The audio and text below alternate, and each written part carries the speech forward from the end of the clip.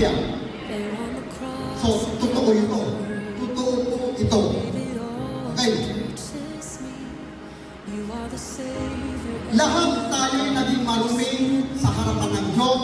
Ang mabuting gawa natin, marunong basahan ang katulad. Imaginin mo, sa harapan ng Diyos, gumawa ka ng mabuti, basahan sa harapan niya.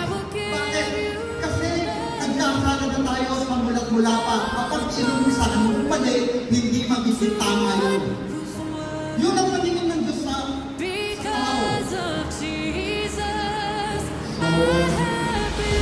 Nakuha niyo, marami pong bago na nakikita ko, pero pakinggan po ninyo mabuti. Dahil 10% lang ang matatanggalin nyo, pero ito po ang paningin ng Diyos sa atin. Gumawa ka ng mabuti, ang tingin ng Diyos, basahan pa rin. Kasi nagkasala yung mga ninuno natin. Nakukuha po.